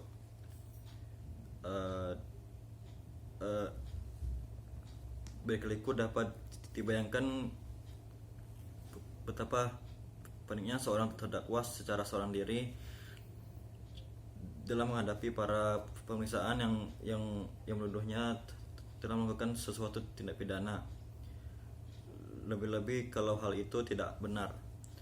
Untuk mengatasi hal tersebut kepadanya perlu diberikan bantuan hukum dalam semua tingkat pemeriksaan, baik pemeriksaan pendahuluan maupun pemeriksaan pada tingkat pengadilan oleh seorang ahli hukum. Sebaliknya, Abdurrahman mintakan sebagai berikut. Hal ini terutama sebelumnya keluarnya Undang-Undang Nomor 8 Tahun 1981 atau KUHP,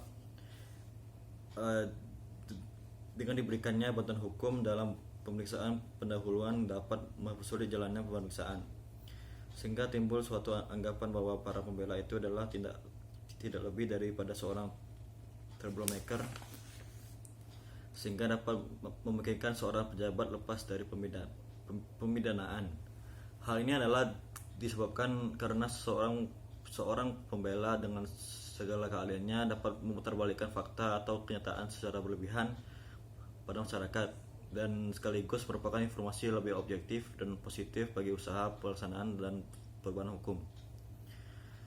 Dari uraian di atas, maka dapat diketahui tujuan hukum dan fungsi pelaksanaan program bantuan hukum, yaitu yang pertama, membantu para penegak hukum untuk mengungkapkan dan pemahaman suatu kasus demi kebenaran material warhid, dan terutama agar vonis hakim yang dijatuhkan lebih objektif.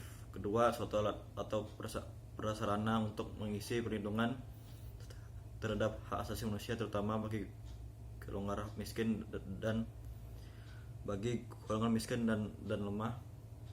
Yang ketiga, merupakan perlindungan hukum serta cuma-cuma atau prodeo bagi rakyat yang tidak mampu atau miskin. Yang keempat, merupakan sarana pendidikan untuk mengembangkan dan meningkatkan kesadaran hukum rakyat, terutama hak-haknya sebagai subjek hukum. Yang kelima, bertujuan untuk melaksanakan perbaikan dan perubahan hukum atau undang-undang sesuai dengan perkembangan masyarakat. Yang kemudian C, organisasi yang berhak memberikan bantuan hukum secara prodeo atau gratis. Pembela atau penasihat hukum sebagai salah satu unsur penegak hukum dalam satu bangsa penegak hukum berkewajiban turut membina negara hukum Indonesia sebagaimana ditegaskan dalam penjelasan Undang-Undang Dasar 1945, bersama-sama dengan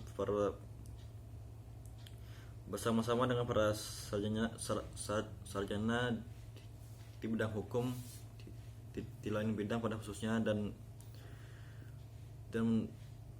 masyarakat pada umumnya. Negara hukum Indonesia wajib menjamin dan menghormati hak asasi manusia bagi semua warga negara, baik dalam kehidupan bernegara maupun bermasyarakat, sehingga tercapai masyarakat adil dan makmur berdasarkan Pancasila dan Undang-Undang 1945. Untuk mencapai tujuan tersebut, peranan tim penasihat hukum atau advokat harus ditingkatkan,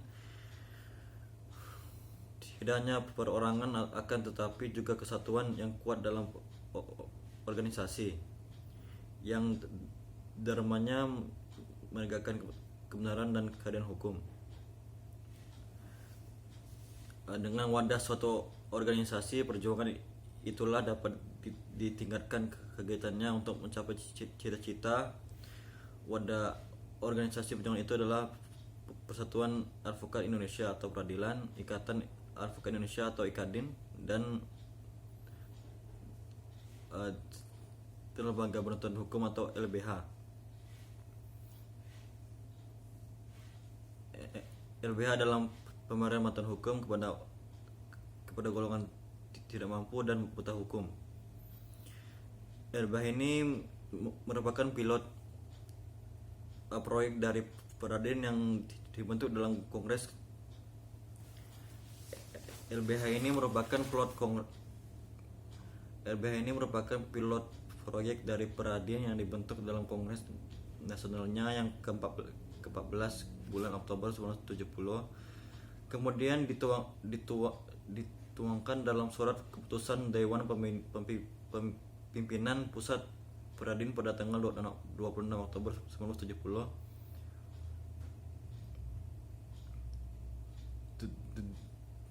dengan nama Lembaga Bantuan Hukum atau Lembaga Pembela Umum. Itu satu, membuktikan bantuan hukum secara cuma-cuma atau periode kepada masyarakat yang tidak mampu. Yang dua, membutuhkan mengembangkan serta meninggikan kesadaran hukum dari masyarakat umumnya dan khususnya kesadaran akan hak sebagai subjek hukum. Yang ketiga, memajukan hukum dan pelaksanaan hukum sesuai dengan perkembangan zaman atau modernisasi. Untuk mencapai maksud dan tujuannya, lembaga berusaha dengan itu menyelenggarakan pemberian bantuan hukum dan atau pembelaan umum yang meliputi segala pekerjaan atau jasa advokat terhadap kliennya di dalam maupun di luar pengadilan. B, menegakkan ceramah, diskusi, penerangan, penerbitan buku-buku dan lain sebagainya. C, mengadakan kerjasama dengan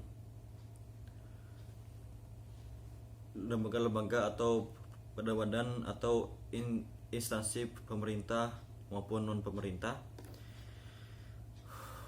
Yang kedua, menyediakan diri selaku wadah guna latihan praktik hukum bagi para mahasiswa Fakultas Hukum. LBH dan Pancasila sama-sama memberikan bantuan hukum di Indonesia. Sebagai wadah dan organisasi para advokat Indonesia, Peradin didirikan di Jakarta pada tanggal 16 Maret 1963 dan Solo pada tanggal 30 Agustus 1964. Ia menjadi tujuan dari organisasi Peradin adalah satu turut membantu menegakkan hukum, keadilan dan kebenaran dalam negara Republik Indonesia melalui tugas advokat. Yang kedua, memperjuangkan hak-hak asasi manusia sesuai dengan asas rule of law dalam masyarakat merdeka.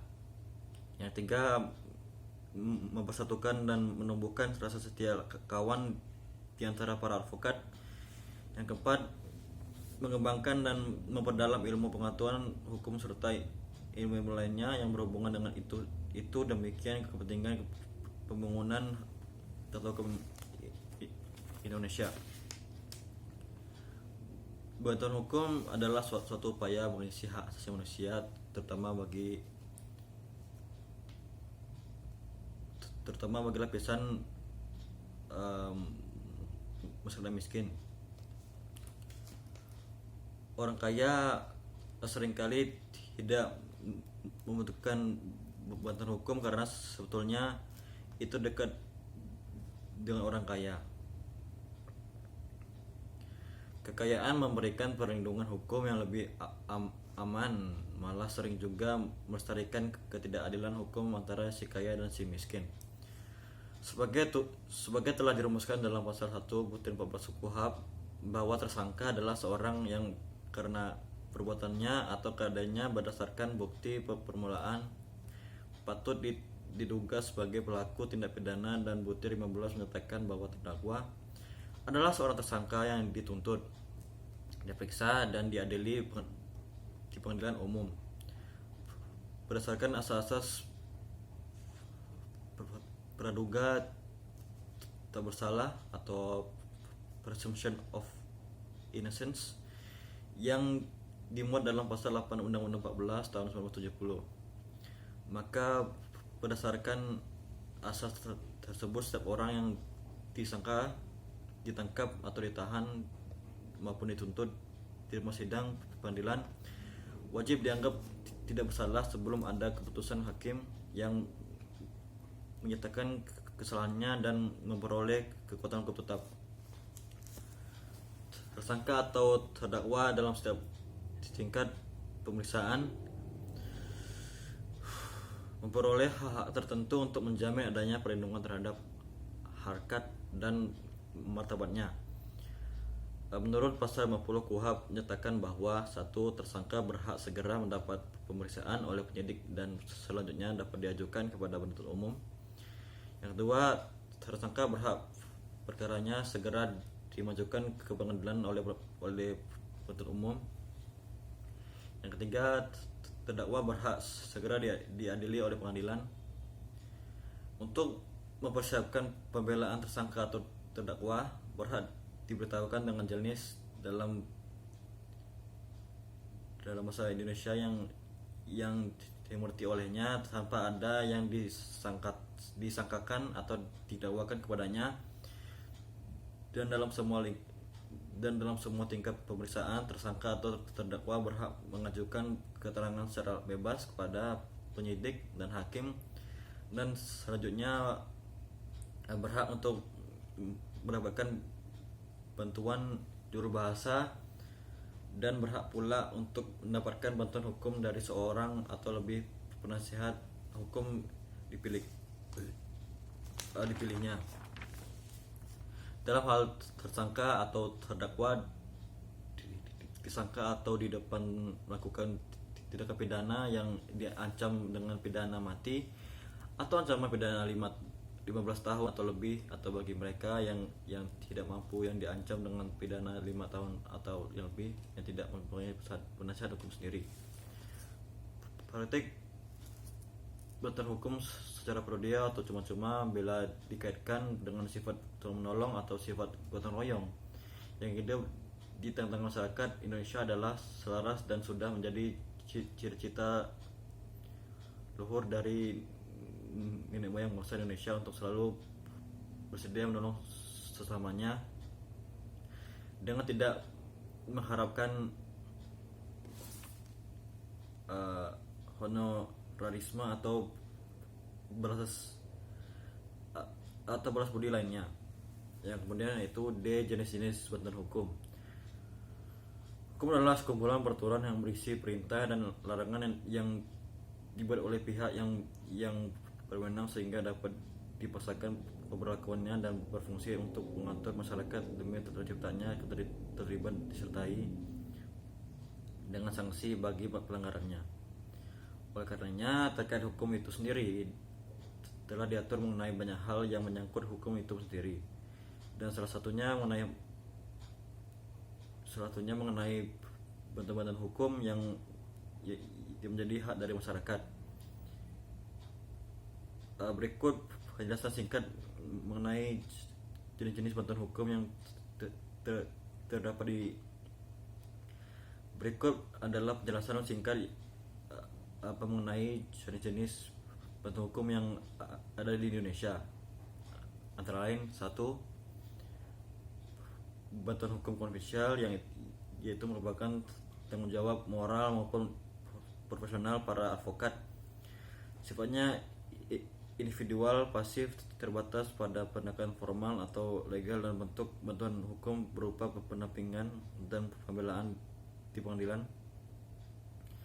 Yang kedua itu bantuan hukum konstitusional, merupakan bantuan hukum untuk masyarakat miskin yang dilakukan dalam kerangka usaha-usaha dan tujuan yang lebih luas dari sekedar pelayanan hukum di pengadilan.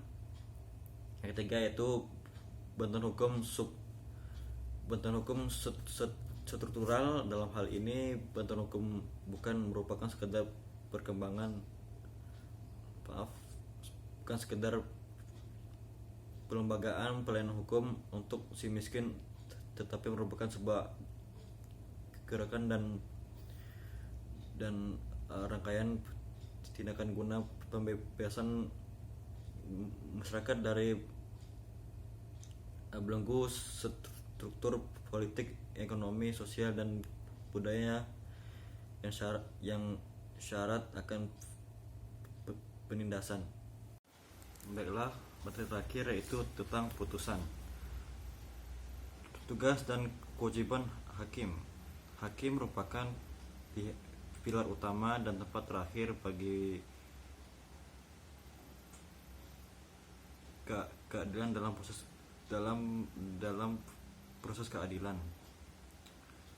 Sebagai salah satu elemen kekuasaan kehakiman yang menerima, memeriksa dan memutuskan perkara, hakim dituntut untuk memberikan keadilan kepada para pencari keadilan. Fungsi dan tugas hakim. Di dalam pasal 1 ayat 8 Kitab Undang-Undang Hukum Acara Pidana disebutkan bahwa hakim adalah pejabat peradilan negeri yang diberi wewenang oleh undang-undang untuk mengadili. Dengan demikian, fungsi seorang hakim adalah seorang yang diberi wewenang oleh undang-undang untuk melakukan atau mengadili setiap perkara yang dilimpahkan kepada pengadilan.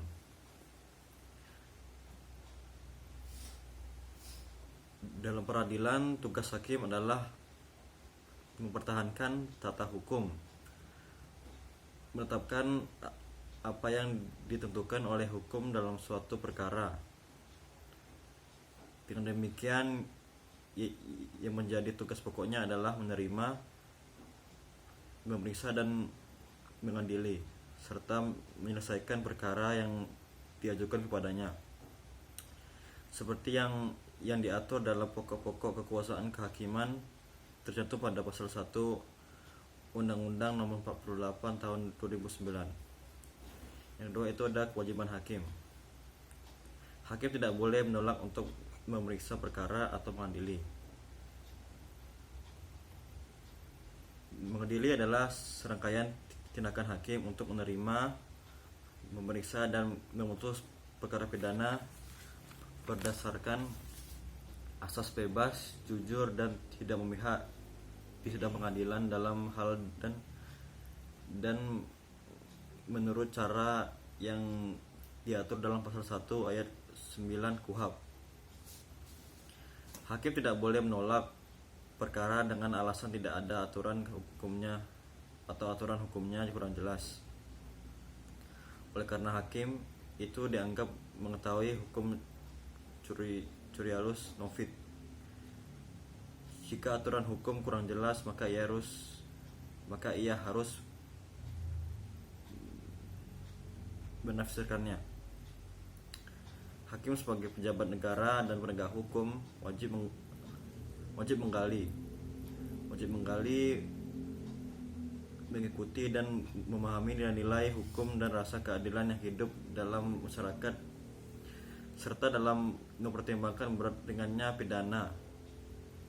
Hakim wajib mempertimbangkan pula sifat yang baik dan jahat dari terdakwa, yaitu ada di dalam pasal 28 Undang-Undang Nomor 4 2004 dan juga di dalam Undang-Undang Nomor 48 pada tahun 2009. Seorang hakim wajib mengundurkan diri dari persidangan apabila terkait hubungan keluarga, saudara atau sampai pihak ketiga, atau hubungan suami istri meskipun telah bercerai dengan ketua, salah seorang hakim anggota, jaksa, advokat atau panitera. Hakim ketua dalam memeriksa perkara di sidang pengadilan harus menggunakan bahasa Indonesia yang dimengerti oleh para penggugat dan tergugat atau terdakwa dan saksi, atau di dalam pasal 153 KUHP. Dalam praktik ada kalanya hakim menggunakan bahasa daerah jika yang bersangkutan masih kurang paham terhadap apa yang diucapkan atau ditanyakan si hakim. Berdasarkan ketentuan pasal ayat 2 Undang-Undang Nomor 48 Tahun 2009 yang menyatakan bahwa di dalam sidang permusyawaratan setiap hakim wajib menyampaikan pertimbangan atau pendapat tertulis terhadap perkara yang sedang diperiksa dan dan menjadi bagian yang tidak terpisahkan. Kedua yaitu pengertian putusan hakim. Putusan hakim merupakan mahkota sekaligus puncak pencerminan yang nilai keadilan, kebenaran hakiki, hak asasi manusia, penguasaan hukum atau fakta secara mapan,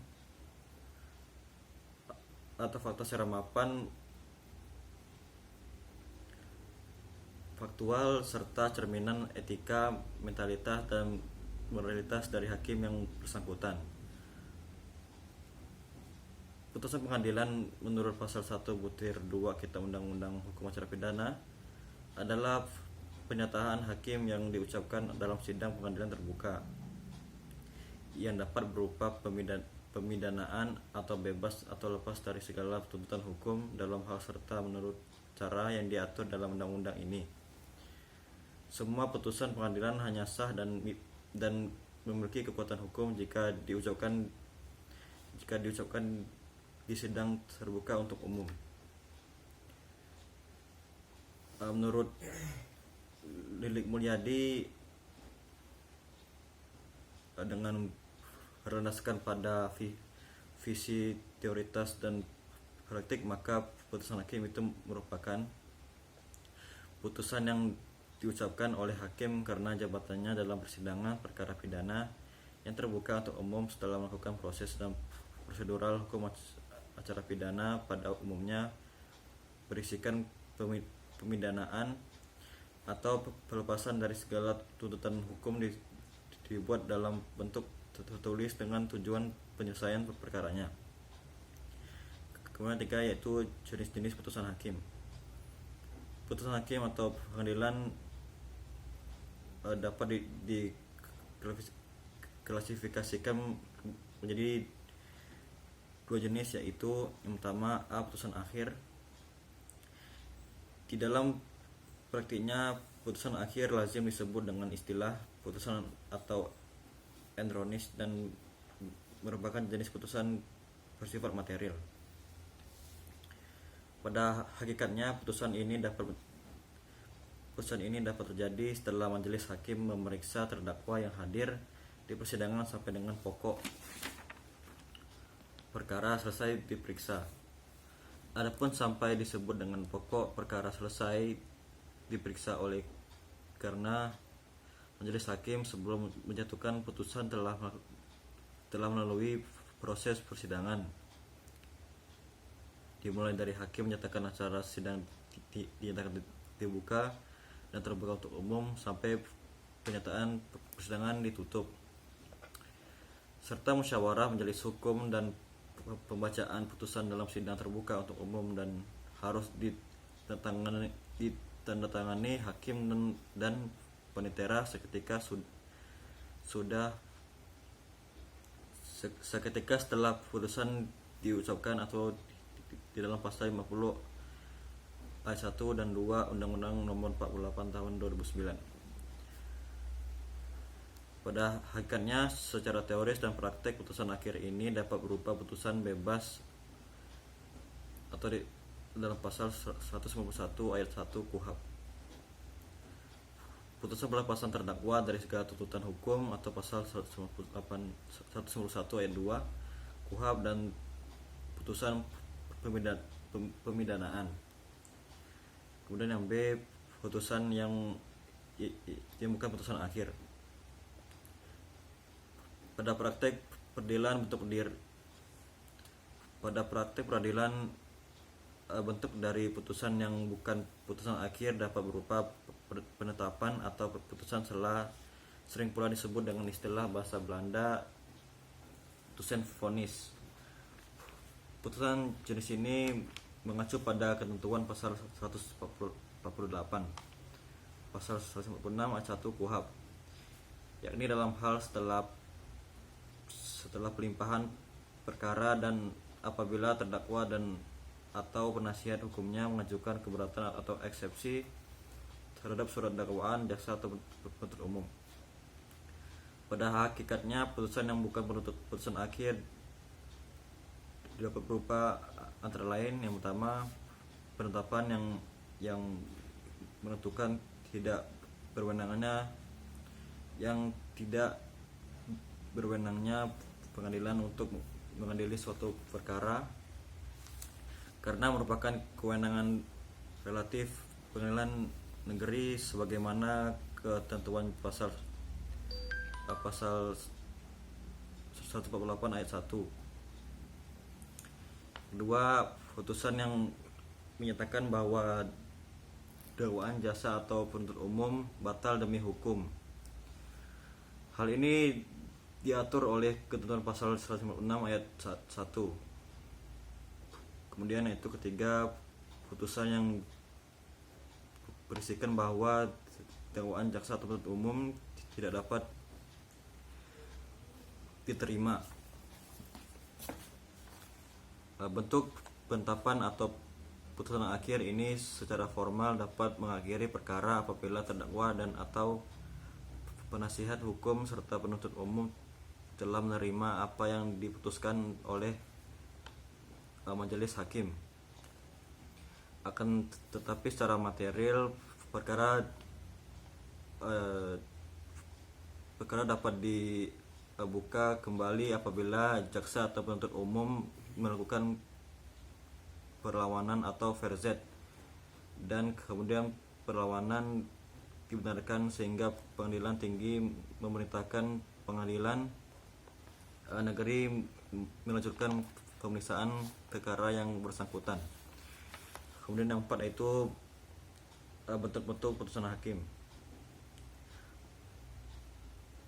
Berdasarkan rumusan pasal 1 ayat 11 KUHP terdapat 3 jenis putusan, yaitu putusan pemidanaan, putusan bebas, dan putusan lepas dari segala tuntutan hukum. Satunya majelis hakim memiliki kriteria untuk dapat memutuskan salah satu dari 3 jenis putusan tersebut.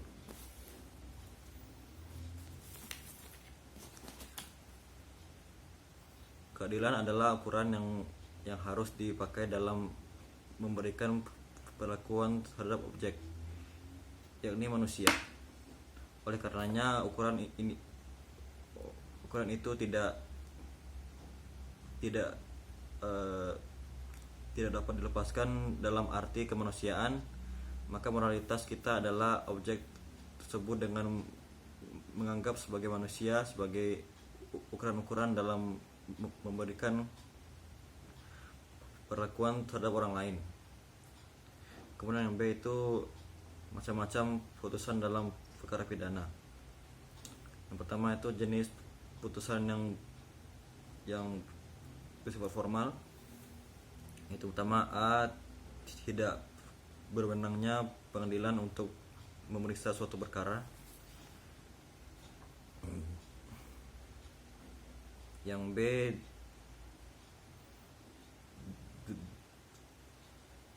dakwaan atau surat dakwaan PU batal demi hukum. Yang C, dakwaan PU tidak dapat diterima. Dan yang D, putusan yang berisi penundaan perkara oleh karena ada perselisihan prajudisial. Yang kedua itu jenis putusan yang bersifat material. Yang pertama itu pemidanaan. Yang kedua itu pembebasan, dan yang ketiga itu pembebasan dari segala. Oke, baiklah, terima kasih. Itulah video dari saya. Jika ada salah kata mohon maaf. Wassalamualaikum warahmatullahi wabarakatuh.